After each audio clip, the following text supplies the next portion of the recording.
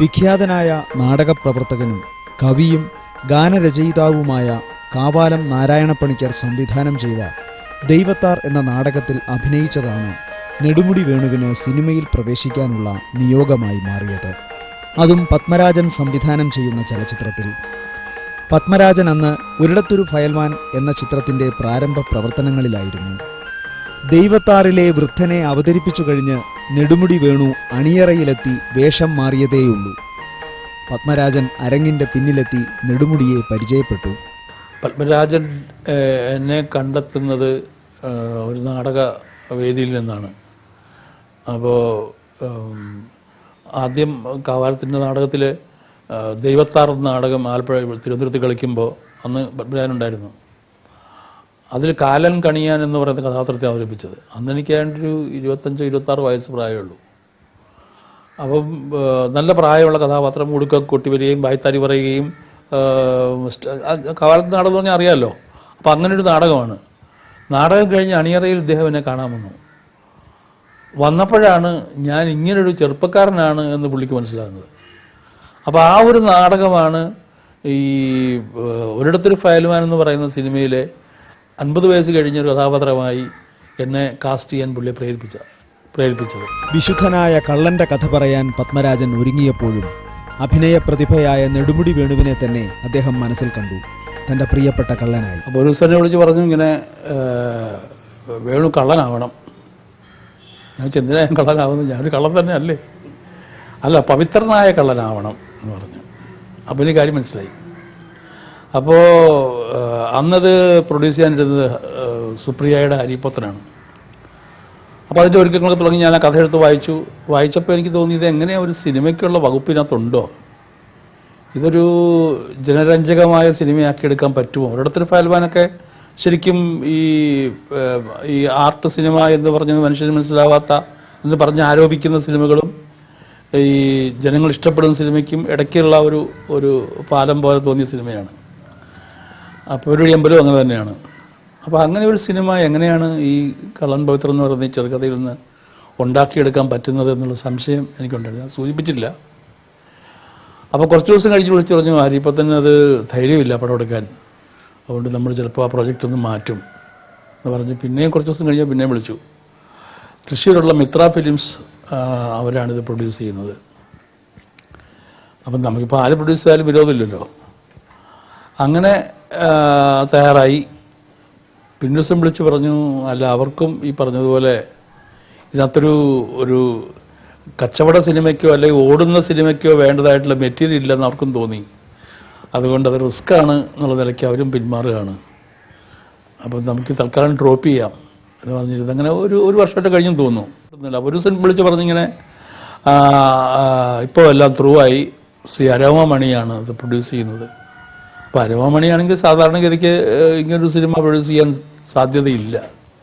പക്ഷേ അദ്ദേഹം ധൈര്യപൂർവ്വം മുന്നോട്ട് വന്നിരിക്കുകയാണ്, നമുക്കിത് ചെയ്യാം. അങ്ങനെയാണ് ഈ സിനിമ ആരംഭിക്കുന്നത്. ലിറ്ററേച്ചറിൽ നിന്ന് ഇതിനെ ഒരു സിനിമയുടെ ഭാഷയിലേക്ക് ഭംഗിയായി ഭാഷാന്തരീകരിച്ചിരിക്കുന്നു എന്ന് തന്നെയാണ് എനിക്ക് തോന്നിയത്. പിന്നീട് ഓരോ ദിവസം കഴിയുന്നതോറും പ്രധാനമായിട്ടും ഇപ്പോൾ ഈ വ്യാപാരിയുടെ പാത്രസങ്കേതം ഒരു സ്ഥലമുണ്ട്.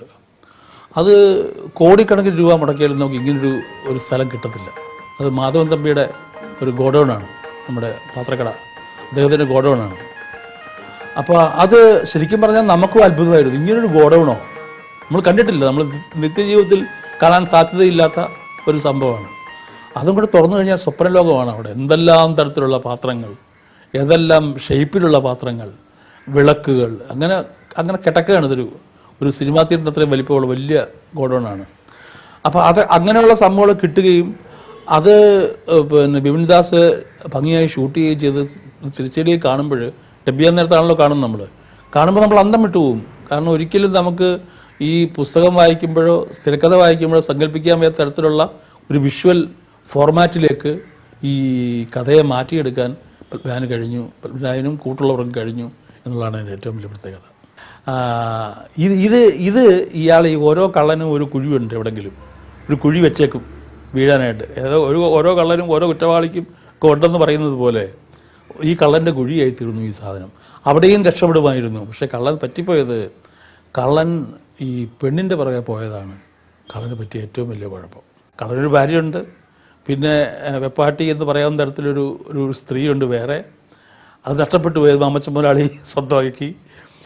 അതിനകത്ത് ഏറ്റവും രസകരമായ സംഭവം, ഈ മാമച്ചൻ മുതലാളിയെ കൈയോടെ പിടിക്കുകയാണ് കള്ളൻ അയാളുടെ വെപ്പാട്ടിയുടെ വീട്ടിൽ വെച്ച്. അപ്പോൾ ചോദിക്കും, എന്തോന്നാ മാമച്ചൻ മുതലാളി ഇത്? അപ്പോൾ അയാൾ പറയും, പിന്നെ എൻ്റെ കിണ്ടിയും ബന്ധം മോട്ടിച്ചാൽ എന്ന് ചോദിക്കും. അപ്പോൾ കിണ്ടിയും ബന്ധം മോട്ടിച്ചാൽ ഈ രണ്ടാം ഭാര്യയെ സ്വന്തമാക്കുന്നതാണോ പ്രതികാരം? അക്കാലത്ത് ഇങ്ങനെ ഒരു സിനിമ എടുക്കാം എന്ന് തീരുമാനിക്കുകയും ബാക്കി എല്ലാ സിനിമകൾക്കും പെരുവഴി അമ്പലമായാലും മറ്റേ അതിനു മുമ്പുള്ള ഒരിടത്തൊരു ഫയൽവാനായാലും അതിനൊരു ഒരു ഒരു ആദിമധ്യാന്ത ബന്ധമുള്ളൊരു കഥയുണ്ട്. ഈ നമ്മൾ ഈ അങ്ങോട്ടും ഇങ്ങോട്ടും ഘടിപ്പിക്കാവുന്ന ഒരു ലക്ഷണയുക്തമായൊരു കഥയുണ്ട്. കള്ളമ്പുത്രൻ അങ്ങനെ ഒരു കഥയില്ല ശരിക്കും പറഞ്ഞാൽ. എന്ന് മാത്രമല്ല, അത് നമ്മൾ കണ്ടുപോകുന്ന സിനിമാ ശൈലിയിൽ നിന്നും വളരെ വ്യത്യസ്തവുമാണ്. അപ്പം അന്നത്തെ സമയത്ത് ഇങ്ങനെയൊരു കഥ സിനിമയാക്കാം എന്ന് തോന്നിയത് വലിയൊരു ധൈര്യമാണ് ശരിക്കും. അന്ന് വളരെ ചുരുക്കം സിനിമകളിലേ അഭിനയിക്കുന്നുള്ളൂ. അപ്പം നമ്മുടെ മനസ്സും ശരീരവും ഒക്കെ തന്നെയും പൂർണ്ണമായിട്ടും ആ സിനിമയിൽ തന്നെയാണ്. നെടുമുടി വേണു പത്മരാജന്റെ പ്രധാനപ്പെട്ട പല കഥാപാത്രങ്ങളെയും തന്മയത്വത്തോടെ അവതരിപ്പിച്ചിട്ടുണ്ട്. ആക്ടേഴ്സ് ഡയറക്ടർ എന്നാണല്ലോ പത്മരാജൻ പൊതുവെ അറിയപ്പെടുന്നത്. നെടുമുടി വേണു എന്ന നടനും പത്മരാജൻ എന്ന സംവിധായകനും തമ്മിൽ ഇത്തരമൊരു ഇഴചേർന്ന അടുപ്പമുണ്ടായിരുന്നു. ഈ സംവിധായകനായിട്ടുള്ള ബന്ധം അത് ഒന്നും പറയേണ്ടതില്ല. വെറും കണ്ണി നോക്കിയാൽ കാര്യങ്ങൾ മനസ്സിലാകുന്ന തരത്തിലുള്ള ഒരു കമ്മ്യൂണിക്കേഷനുണ്ട് സംവിധായകനുമായിട്ട്. അതൊരു വലിയ ഘടകമാണ്. എവിടെങ്കിലും ശകലം കൂടിപ്പോയാൽ ശകലം കുറഞ്ഞു പോയാൽ ഒക്കെ തന്നെ അദ്ദേഹം ചിന്തിക്കുന്നതും ഞാൻ ചിന്തിക്കുന്നതും ഒന്ന് തന്നെ ആയിരിക്കും. അപ്പോൾ അങ്ങനൊരു ഒരു ഒരു ഒരു ഒരു ഒരു ഒരു കമ്മ്യൂണിക്കേഷൻ ഉണ്ടായിരുന്നു സംവിധായകനുമായിട്ട്.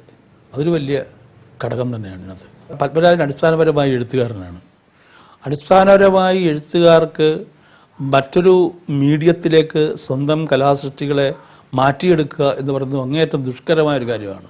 ഒരു വരി വെട്ടാൻ പറ്റില്ല, ഒരു സീൻ ഒഴിവാക്കാൻ പറ്റില്ല, ഒരു കഥാപാത്രത്തെ വേണ്ട എന്ന് വെക്കാൻ പറ്റില്ല. കാരണം എല്ലാം പ്രിയപ്പെട്ടതാണ്. ഇങ്ങനെയുള്ള പ്രശ്നമുണ്ട്.